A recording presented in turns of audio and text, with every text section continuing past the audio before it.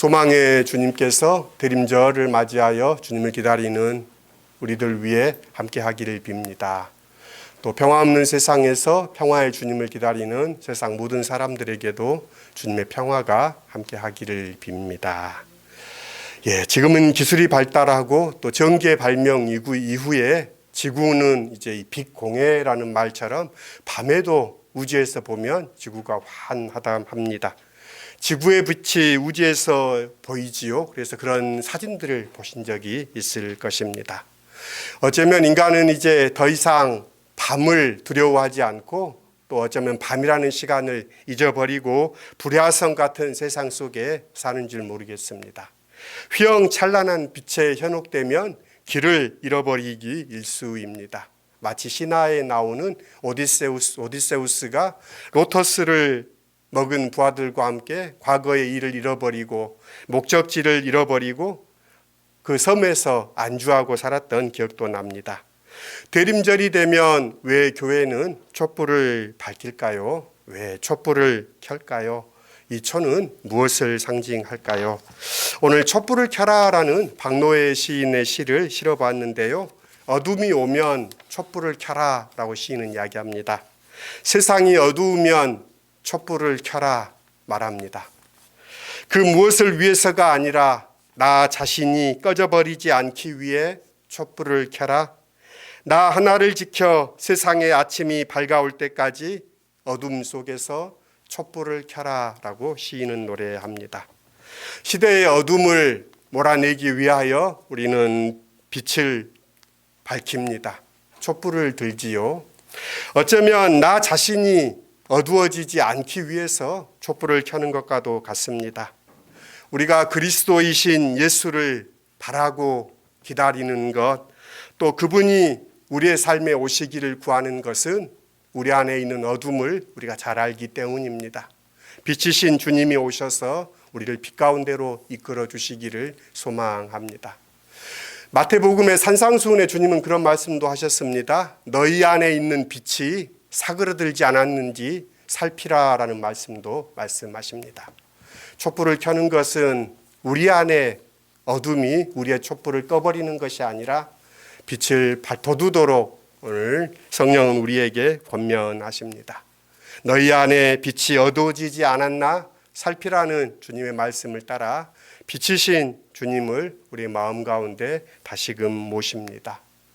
그리스도교는 예수가 누구이신가에 대한 응답과 고백입니다. 공간 복음서들은 예수의 수제자로 알려진 베드로의 응답을 신앙 공동체의 모범으로 삼습니다.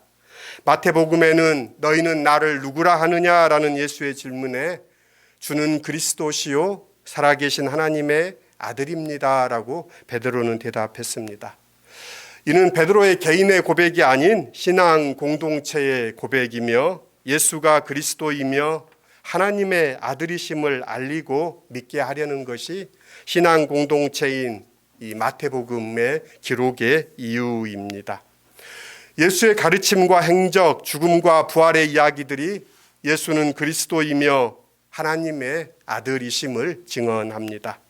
뿐만 아니라 마태복음이 전하는 예수의 탄생 이야기도 같은 목적과 역할을 합니다.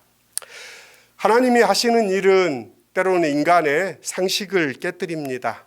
예수님의 탄생 이야기도 그렇습니다. 마태는 아브라함과 다윗의 자손 예수 그리스도의 계보라라는 말로 시작된 그리스도 이야기로 족보 이야기로 시작합니다. 가부장적인 유대 사회에서 한 사람의 정체성은 그의 족보를 통해 밝혀집니다. 유대인들로 구성된 마태복음 공동체가 예수를 소개하는 첫머리를 족보로 시작하는 것은 지극히 당연합니다. 족보를 통해서 마태가 말하고자 하는 바는 예수가 그리스도라는 사실입니다. 누구는 누구를 낳고로 구절이 지리하게 이어집니다. 족보 이야기의 마지막은 이렇게 끝납니다. 그러므로 그 모든 대수는 아브라함으로부터 다윗까지 14대요. 다윗으로부터 바벨론으로 끌려갈 때까지가 14대요. 바벨론으로 끌려간 때로부터 그리스도까지 14대이다. 사실 이 족보는 정확하지 않습니다. 8절에 요람이 우시아를 낳았다라고 되어 있지만 실은 그 사이에 아하시아와 요아스, 아마샤는 생략되어 있습니다. 3대가 빠져 있는 거지요. 14대라는 숫자를 맞추기 위한 것이라고 보입니다. 14는 완존수인 7의 배수입니다. 마태가 그런 왜곡을 가한 것은 아브라함으로부터 시작된 하나님의 구원의 여정이 예수님에게서 절정을 이룬다는 사실, 곧 예수가 그리스도라는 사실을 강조하기 위한 것으로 볼 수 있습니다. 그리스도는 기름 부음 받은 자를 뜻합니다. 구약 성서에서는 왕과 제사장과 예언자들이 기름 부음 받은 하나님의 종으로 알려졌습니다. 바벨론 포로 후기에는 하나님의 약속을 궁극적으로 성취하고 하나님 나라를 완성할 초월적 존재로 메시아에 대한 기대가 더해졌습니다. 메시아는 유대식 표현이고 그리스도는 헬라식 표현입니다. 메시아는 아브라함과 다윗의 자손에서 나신다라는 전제가 확고했습니다. 그러므로 마태복음의 서두에 아브라함과 다윗의 자손 예수의 계보라라고 마태는 증언합니다. 예수가 그리스도라는 사실을 증명하기 위한 것입니다. 하나님의 아들은 하나님의 종인 그리스도와는 다른 정체입니다. 종인 메시아가 사람이라면 하나님의 아들은 사람이 아닌 하나님입니다. 아버지인 요셉을 낳지 않았음을 명시하는 1장 16절은 하나님의 아들임을 알리려는 전조입니다. 족보에 거론된 모든 아버지들이 아들을 낳았는데 오직 요셉만은 아들 예수를 낳지 않습니다. 예수는 요셉으로 말미암아 생겨난 아들이 아니라는 사실을 알려주기 위해 천사가 등장합니다. 천사는 요셉의 약혼 여인 마리아의 뱃속에 잉태된 아기가 성령으로 잉태되었다라고 말합니다. 성령은 거룩하신 분 하나님의 영으로 성령으로 잉태된 아기는 하나님의 아들이라는 말입니다. 그러므로 수태고지로 알려진 마태복음 오늘 본문은 예수는 요셉의 아들이 아니라 하나님의 아들을 선포하는 탄생 서사입니다. 여기서 문제가 생깁니다. 예수께서 요셉의 아들이 아니라면 아브라함과 다윗의 자손도 될 수 없고 결국 그리스도가 될 수 없는 게 아니냐라고 생각할 수 있습니다. 그러나 수태고지에 따르면 요셉은 예수의 생부는 아니지만 법적인 아버지입니다.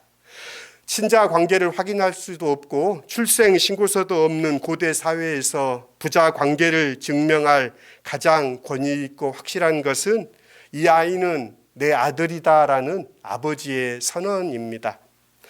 요셉이 임신한 마리아를 데려오고 아이에게 이름을 붙여준 것은 자신이 그 아이의 아버지임을 법적으로 선언하는 행동입니다.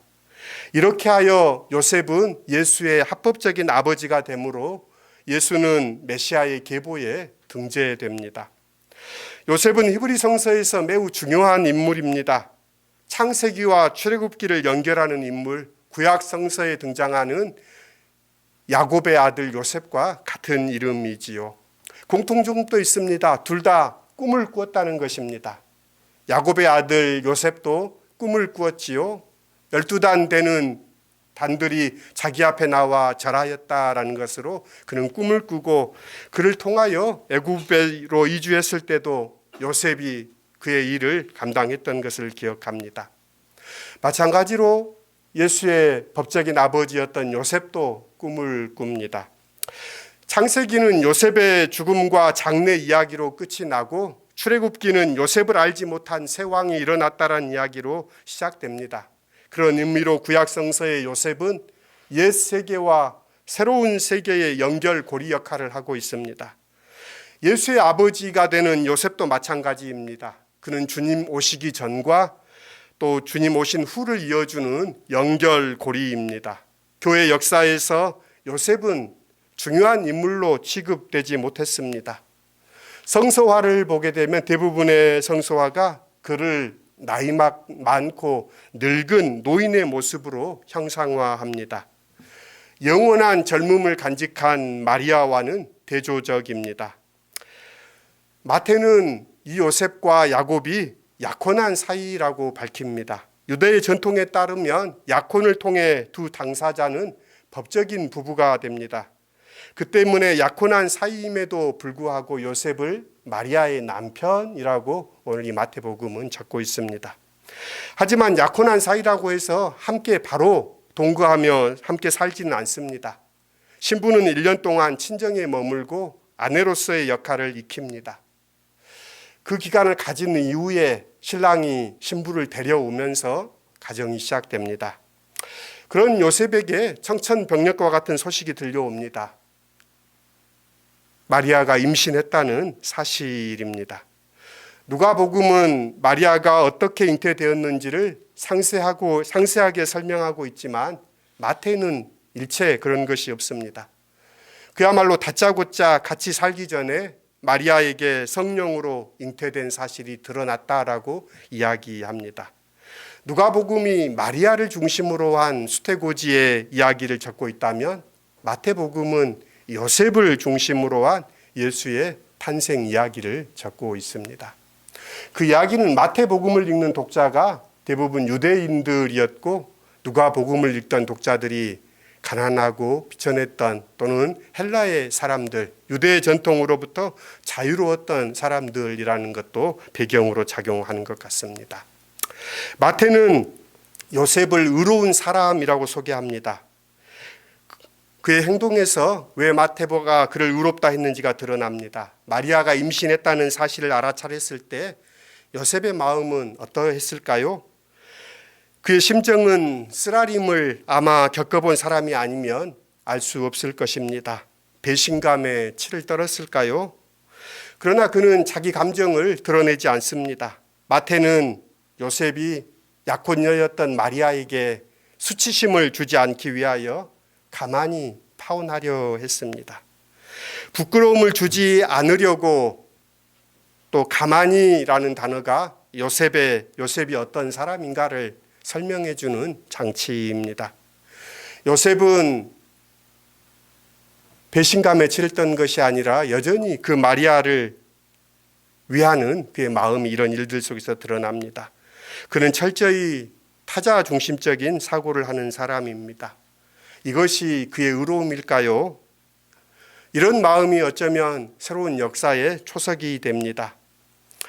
예수의 탄생과 관련하여 흔히 주목하는 면은 동정녀 잉태입니다. 수태고지라는 말은 태몽을 꾼 것처럼 잉태를 고지한다는 예수의 잉태 소식을 알리는 의미입니다. 수태고지를 표현하는 대부분의 성화는 누가복음을 배경으로 합니다. 천사 가브리엘이 마리아를 찾아가면서 수태의 사실이 알려집니다. 천사의 말을 들은 마리아는 주의 여종 요원이 말씀대로 내게 이루어지이다라는 순명의 탁월한 응답을 합니다. 이런 순명은 마리아에게만 있지 않습니다. 누가복음이 마리아의 수태고지라면 마태복음은 요셉에게 주어지는 수태고지입니다. 주님의 천사는 꿈에 요셉에게 나타나 두려워하지 말라, 마리아를 아내로 맞아들이라라고 말합니다. 그러면서 마리아의 태중에 있는 아이는 성령으로 잉태되었다라고 고지합니다. 그러면서 더 나아가 머지않아 아들을 낳게 될 텐데 그 이름을 예수라 하라라고 천사가 일러줍니다. 예수라는 이름은 히브리어 여호수아의 축약형인데 예수를 그리스식으로 음역한 겁니다. 그 이름은 주님께서 구원하신다라는 뜻입니다. 천사는 그 아이가 자기 백성을 죄에서 구원할 것이라고 예고합니다. 사실 이것은 예수라는 이름에 대한 부연 설명이라고 할 수 있습니다. 마태는 이 일이 하나님의 구원사 속에서 일어날 이름을 입증하기 위해 이사야서를 읽습니다. 우리가 읽었던 구약성서의 본문, 보아라 동정녀가 잉태하여 아들을 낳을 것이니 그 이름을 임마누엘이라 할 것이라 하신 말씀이 이루어졌다는 것입니다. 예수는 곧 임마누엘, 하나님이 우리와 함께 하신다라는 뜻입니다. 예수 탄생을 그린 지거 쾌더의 그림을 실었습니다. 오늘 성소화를 보게 되면 그림의 중앙에는 푸른 옷을 입고 있는 마리아가 하얀 강보에 쌓인 아기에게 입맞추는 듯한 그런 모습이 그림의 중앙에 그려져 있지요. 참 특이채로운 것은 그림 속의 아기가 이 그림을 바라보는 우리를 바라보고 있다는 것입니다. 눈이 마주쳐지는데요, 이 아이가 중심에 그려져 있습니다. 지극헤드는 그림에서 특이한 표현을 하고 있습니다. 마리아 뒤로 요셉은 꿈을 꾸는 듯 부자연스러운 모습으로 몸을 틀어 하늘을 바라보며 눈을 감고 있는 그림으로 그려져 있습니다. 지극헤드의 그림의 특징은 이런 모습은 하나님을 바라보고 있는 그런 모습이지요. 어쩌면 이 요셉이 꿈꾸고 있는 모습을 소개하고 있습니다. 마리아 데려오기를 두려워하지 말라. 그 아이는 성령으로 잉태된 것이요 그 이름을 예수라 하라라는 천사의 고지를 듣고 있는 이 요셉의 모습이 그려져 있습니다. 지극헤드는 이 그림 안에 예수의 탄생과 함께 예수의 죽음을 암시하는 그림 표식을 이 그림 안에 그려놓았습니다. 한 소녀가 아기 예수를 경배하기 위해 와 있고요. 그 머리 뒤로는 베들레헴에 빛나던 큰 별이 그려져 있지요. 그림의 하단에는 다윗 왕입니다. 다윗 왕이 이 일을 바라보며 찬양하고 있는 듯한 모습이 적혀 있고요. 이 아이가 누인 구유 밑에는 라틴어로 INRI입니다. 그 의미는 나자렛 예수 유대인의 왕이라는 글귀입니다. 우리가 아는 것처럼 이 명패는 예수님께서 달리셨던 십자가의 명패입니다. 그러니까 지극헤드는 이 그림 안에 예수의 탄생, 예수의 죽음까지도 그려놓고 있습니다. 마리아의 순명과 함께 요셉의 순명이 있었기에 예수님은 이 땅에 탄생하셔서 오실 수 있었습니다. 예수님은 이 가정에 오십니다. 주님은 이 가정에 태어나십니다. 마리아와 요셉의 그 가난했던, 그 순종하던 그들의 가정 가운데 태어납니다. 말씀을 듣고 요셉은 많은 고민을 했겠지요. 그리고 결단합니다. 요셉은 임신한 마리아를 맞아들입니다. 자기에게 맡겨진 마리아와 태어날 아기를 자신이 돌보고 돕겠다는 결단을 합니다. 그는 어머니와 아기를 떠맡습니다. 오늘 개역개정 성경에는 데려왔다라는 표현인데요. 이 단어는 받아들이다 또는 떠맡다, 보호한다라는 의미가 담겨져 있습니다. 그러니까 요셉은 마리아와 아기를 있는 그대로 받아들이고 그들을 지키고 그들의 보호자가 됩니다. 마리아와 파혼해야 했던 요셉은 마리아를 아내로 맞아들임으로 아기에게 이름을 수여합니다. 그러므로 그는 그의 아버지가 됩니다. 이는 율법을 훌쩍 뛰어넘는 일입니다. 한 남자로서의 인생이 감당하기 어려운 짐을 떠안는 일입니다. 실제로 그는 헤롯의 살육에서 아이를 구하기 위해 가본 적이 없었던 먼 이집트까지 피난하는 위협을 떠안아야 했습니다. 예수로 인하여 요셉이 겪었던 곤욕이 마리아 못지 않음을 우리는 알 수 있습니다. 임마누엘 이 한마디 속에 예수의 탄생, 삶, 또 그의 순환의 신비가 다 담겨 있습니다. 우리가 가장 공고한 생의 고비길을 넘을 때 가까웠던 사람들조차 다 떨어져 나가 지극히 외로움에 몸부림칠 때 도저히 살아갈 방도를 찾을 수 없어 자포자기 심정에 사로잡힐 때 주님은 우리와 함께 계십니다. 하나님을 경외한 사람 요셉은 가장 취약한 상황에 처했던 마리아를 감싸 안습니다. 그래서 마리아를 아내로 맞아들였고 아기가 태어날 때까지 잠자리를 함께 하지 않았습니다. 아기가 태어나자 그의 이름을 예수라 하였습니다. 15절에 나오는 예수라고 하여라라고 명령이 18절에 예수라 하였다라는 것으로 그의 사실들이 서로 상응하고 있습니다. 그리스도요 하나님의 아들이신 분이 오신다는 소식은 분명 기쁜 소식, 복음입니다. 그 복음은 또한 동시에 누군가에게는 무섭고 위험한 일입니다. 세상이 예견하고 당연시하는 일이 아니라 전혀 뜻밖의 새로운 일을 하나님께서 하시기 때문입니다. 예수의 말씀과 행적, 죽음과 부활도 모두 뜻밖의 새로운 사건이었습니다. 그래서 위험했습니다. 하나님의 약속이 이루어짐을 믿는 이들이 그 위험의 문턱을 넘어 주님의 뜻을 따를 때 주님의 뜻이 이루어집니다. 요셉은 깊이 생각하며 자기 상황을 숙고하는 한편 새로운 빛으로 현실을 보게 되는 꿈에 귀 기울이며 순종했습니다. 꿈에 반응하여 일어섰습니다. 자기 발로 서서 상황에 대처합니다. 가장 취약한 자리에 선 사람을 사랑으로 감싸 안는 외투와 같은 사람이 절실히 필요한 때입니다. 예수는 그런 마음을 품고 사는 사람들을 통해 이 땅에 오고 계십니다.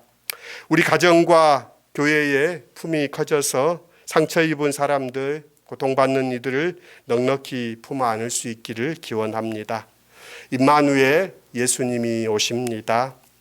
가난하고 비천하지만 그 가운데 하나님이 오심을 기뻐하며 그의 말씀을 순종하는 이들, 그들 가운데 주님이 오십니다. 언제나 함께 하시는 주님의 은혜가 오늘 예배하는 우리 모두 위에 함께 하기를 빕니다.